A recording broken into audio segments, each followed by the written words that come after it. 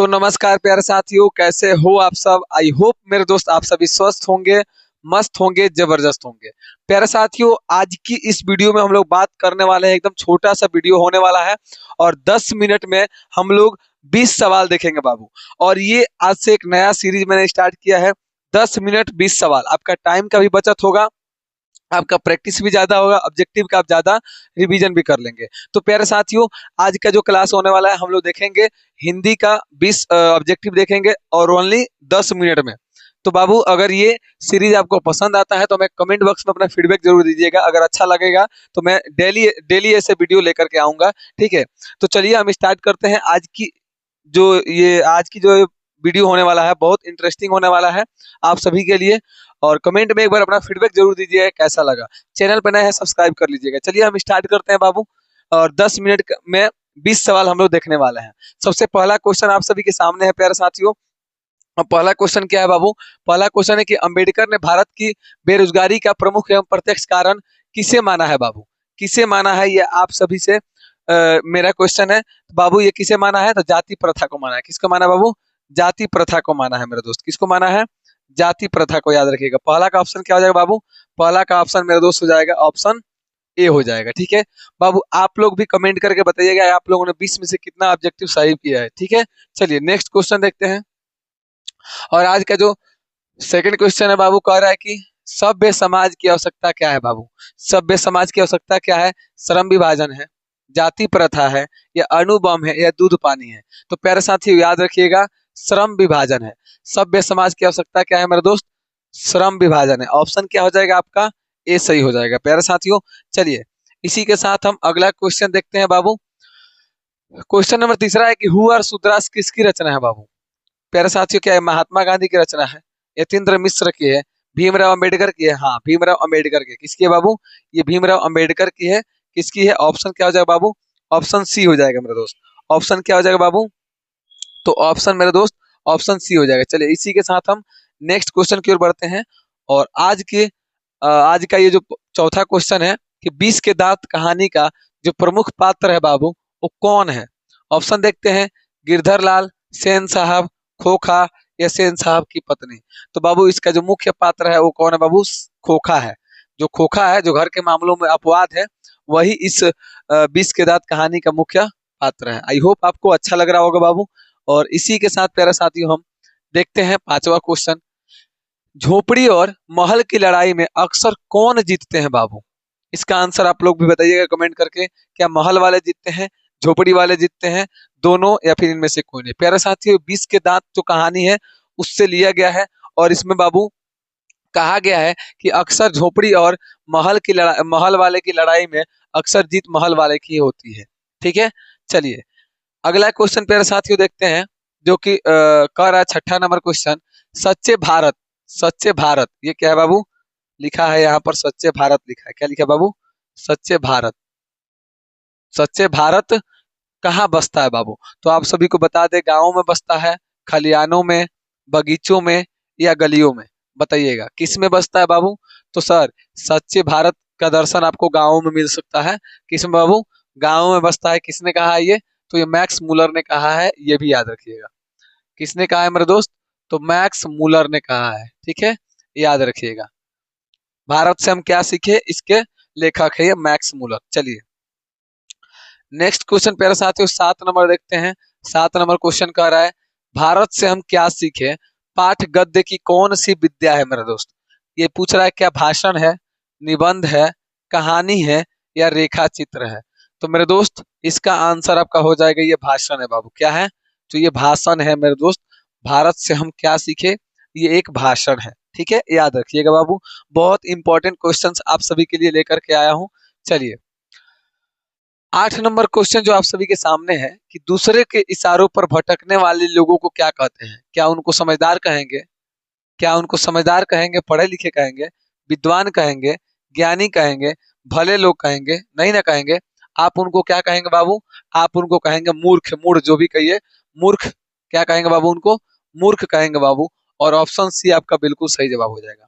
Option C आपका क्या हो जाएगा मेरे दोस्त? सही जवाब हो जाएगा। चलिए और इसी के साथ हम अगला क्वेश्चन देखते हैं बाबू, जो कि आप सभी के सामने है। क्वेश्चन है 9 नंबर, मैक्स मूलर के पिताजी का क्या नाम था मेरे दोस्त? बताइए आप लोग कि मैक्स मूलर के पिता का क्या नाम था? तो बाबू विरहम मूलर था, या विल्हेल्म मूलर था, या विल्हेल्म मूलर था, या विदेन मूलर था? बाबू इनका असली नाम था विल्हेल्म मूलर। क्या नाम था बाबू? ऑप्शन सी सही हो जाएगा मेरे दोस्त, विल्हेल्म मूलर। याद रखिएगा, नाम में कंफ्यूजन नहीं होना चाहिए, विल्हेल्म मूलर। ठीक है, दो जगह आधा आधा लॉ रहेगा। ठीक है, विल्हेल्म मूलर। आई होप मेरे दोस्त आपको ये भी क्वेश्चन समझ में आ गया होगा। चलिए 10वां नंबर क्वेश्चन, जो कि 50% हम लोग देख लेंगे, इसको कर लेंगे। तो चलिए, कट और केन जो है, इसका जर्मन भाषा में अनुवाद किसने किया था बाबू? क्या हजारी प्रसाद द्विवेदी ने किया था, या अशोक वाजपेयी जी ने किया था, या अमरकांत ने किया था, या मेरे दोस्त मैक्स मूलर ने किया था? तो आप सभी को बता दें मेरे दोस्त कि कट और केन जो है, इसका जर्मन भाषा में अनुवाद किया था मैक्स मूलर ने। बाबू किसने किया था मेरे दोस्त? मैक्स मूलर ने किया था। और ऑप्शन प्यारे साथियों इसका क्या हो जाएगा? डी हो जाएगा। प्यारे साथियों, हम लोगों ने 50% क्वेश्चन कर लिया बाबू। अगर क्लास अच्छा लग रहा हो तो लाइक कर दीजिएगा, और अपने अपने दोस्तों के साथ शेयर कर लीजिएगा।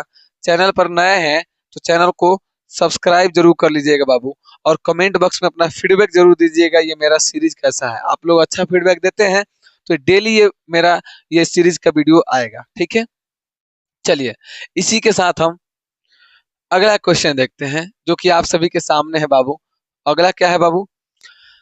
परंपरा का मूल्यांकन के रचयिता कौन है बाबू? इसके रचनाकार कौन है? तो बाबू इसका एक ट्रिक है कि हमारे घर का परंपरा है कि कोई भी काम होने से पहले हम राम को याद करते हैं, भगवान को याद करते हैं, यानी राम विलास शर्मा बाबू। हमारे घर की परंपरा है मेरे दोस्त, हमारे घर की परंपरा है कि हम कोई भी शुभ काम करने से पहले राम को याद करते हैं, भगवान राम को याद करते हैं, यानी राम विलास शर्मा इसके लेखक हो जाएंगे। ये ट्रिक कैसा लगा जरूर बताइएगा। अगला क्वेश्चन बाबू, अगला क्वेश्चन है, एक पतंग अनंत में किनकी रचना है मेरे दोस्त?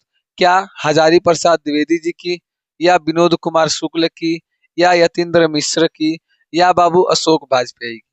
तो इसका मेरा आंसर होगा बाबू, इसमें क्या होगा आप लोग जरा कमेंट बॉक्स में बताएंगे। तो प्यारे साथियों, ये हो जाएगा अशोक वाजपेयी। क्या हो जाएगा बाबू? अशोक वाजपेयी इसका राइट आंसर हो जाएगा, ऑप्शन डी हो जाएगा मेरे दोस्त। और इसी के साथ बाबू हम अगला क्वेश्चन देखते हैं। 13 नंबर क्वेश्चन है, अशोक वाजपेयी का जन्म कब हुआ था? 16 जनवरी 1942 ईस्वी को, या 16 जनवरी 1941 ईस्वी को, या 16 जनवरी 1940 ईस्वी को, या 16 जनवरी 1943 ईस्वी को? इसमें आपको एक चीज तो कॉमन है बाबू, सब में कॉमन है कि 16 जनवरी 16 जनवरी। सन आपको बस याद रखना है, और वो सन है मेरे दोस्त, वो सन है 1941 बाबू। क्या है? 1941 है। ऑप्शन क्या हो जाएगा प्यारे साथियों? ऑप्शन बी इसका राइट आंसर हो जाएगा। समझ में आया? चलिए इसी के साथ बाबू हम अगला क्वेश्चन देखते हैं, जो कि आप सभी के सामने है। क्वेश्चन नंबर 14 है, मछली शीर्षक पाठ के लेखक कौन है मेरे दोस्त? तो आप सभी को पता है, यतीन्द्र मिश्र है, या हजारी प्रसाद द्विवेदी है, या विनोद कुमार शुक्ल है, या नलिन बिलोचन शर्मा है? तो प्यारे साथियों, हम आपको बता दें कि इसके लेखक हैं विनोद कुमार शुक्ल बाबू। कौन है? विनोद कुमार शुक्ल है। ऑप्शन सी इसका राइट आंसर हो जाएगा। चलिए इसी के साथ बाबू नेक्स्ट क्वेश्चन को देखते हैं, जो कि आप सभी के सामने है। 15 नंबर, गुरु नानक कौन थे बाबू? सिखों के कौन से गुरु थे? 10वें गुरु थे, प्रथम गुरु थे, हिंदुओं के प्रथम गुरु थे, या मुस्लिमों के प्रथम गुरु थे? तो इतना तो याद रखिएगा, ये दोनों ऑप्शन तो होगा नहीं, क्योंकि ये सिखों के गुरु थे बाबू। और सिखों के कौन से गुरु थे? तो प्रथम गुरु थे बाबू। गुरु नानक सिखों के प्रथम गुरु थे। समझ में आया बाबू? चलिए नेक्स्ट क्वेश्चन प्यारे साथियों, कह रहा है जपू जी किसकी रचना है मेरे दोस्त? तो ये कबीर की रचना है, रहीम की रचना है, गुरु नानक की रचना है, या घनानंद की रचना है? तो प्यारे साथियों याद रखिएगा, जपू जी घनानंद की रचना है बाबू। किसकी रचना है? घनानंद की रचना है मेरे दोस्त, याद रखिएगा।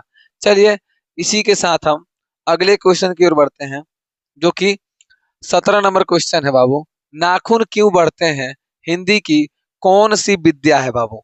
कौन सी विद्या है? ललित निबंध है, कहानी है, या कविता है, या उपन्यास है? तो मेरे दोस्त याद रखिएगा, नाखून क्यों बढ़ते हैं, ये ललित निबंध है बाबू। क्या है मेरे दोस्त?